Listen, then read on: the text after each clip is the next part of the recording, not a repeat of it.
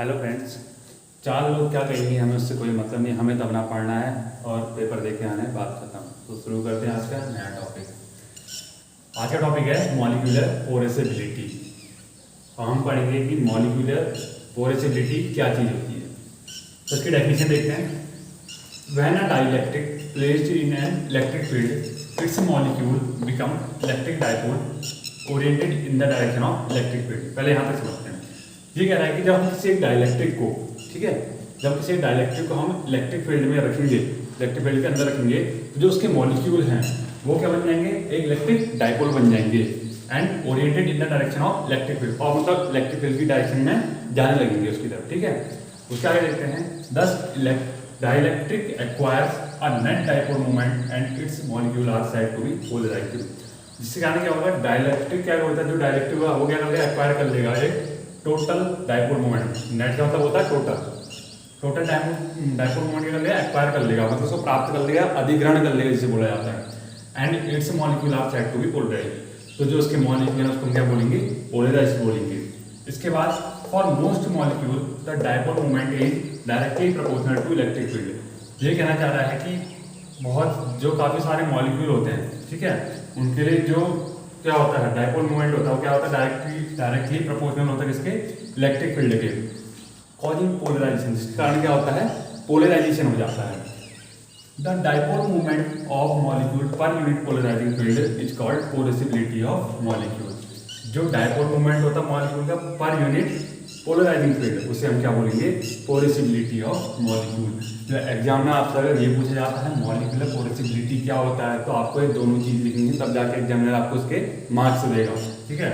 इसमें कोई भी अपने मन से कोई मनगढ़ंत कहानी बना के नहीं आनी है, ये कोई वहाँ राजा हरिश्चंद्र की कहानी नहीं चल रही है जिसमें लिख के आएंगे, ठीक है। अब हमारा नेक्स्ट टॉपिक आता है क्लॉसियस-मसोटी इक्वेशन।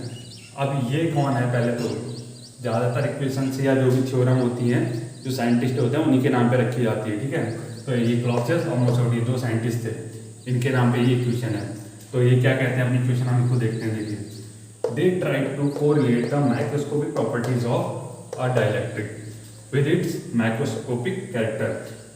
देगा यूज यहाँ पे किया गया है क्लॉसियस और मसोटी के लिए, ठीक है।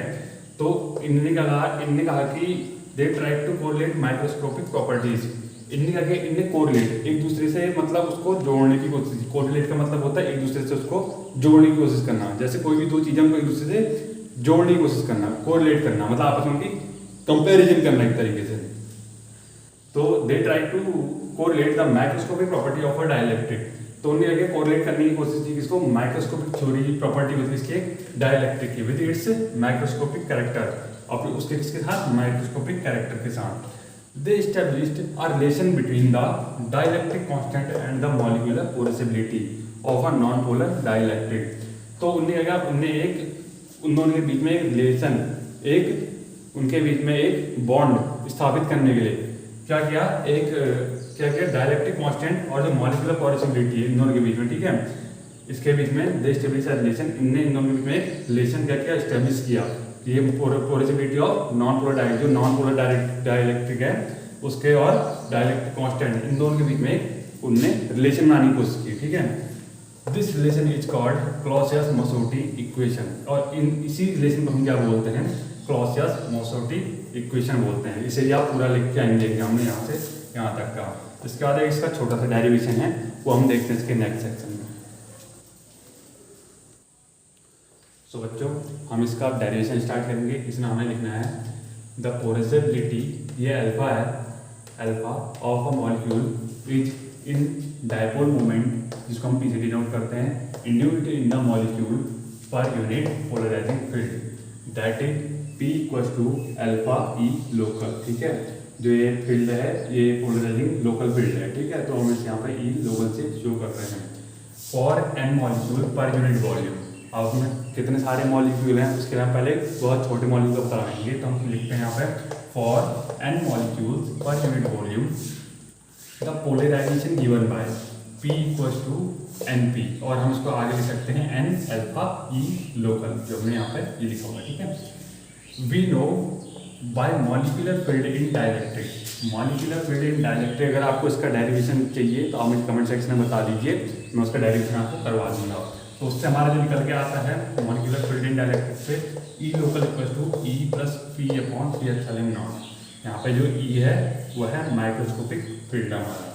तो इसी को हम इधर पुट करते हैं तो हमारा निकल के आता है P equal to N alpha, E की हमने वैल्यू पुट कर दी ई प्लस पी 3/एप्सिलॉन। और इसके बाद कहते हैं P is related to dielectric constant K by the equation. तो बाय इक्वेशन के द्वारा P हमारा किससे रिलेटेड है, डायलेक्ट्रिक कांस्टेंट K से।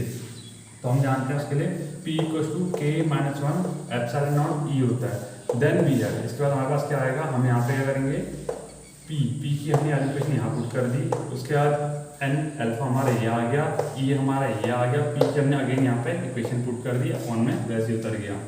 उसके बाद K-1 एप्सिलॉन नॉट, यहाँ पे ये ही से ये ही कैंसिल आउट, यहाँ बच जाएगा 1। तो यही चीज़ हमने पूरा ऊपर सेम लिख दिया यहाँ पर। और जब इसको हमने सॉल्व किया, इसका हमने एल्सियम लिया तो हमारा ये वैल्यू आ गया, ठीक है। उसके बाद हमने यहाँ पे इसको अल्फा जब लिया, उसके बाद ये 3 एप्सिलॉन नॉट उधर चले गया। उसके बाद हमने जब इसको यहाँ पे फिर सॉल्व किया, इसको तोड़ते हैं, यहाँ पे हम सेपरेट करते तो हमारा ये यहाँ पे क्लॉसियस-मसोटी इक्वेशन हमारी यहाँ पे प्रूफ हो जाती है। ये हमारा क्लॉसियस-मसोटी इक्वेशन पूरा निकल के आ जाता है।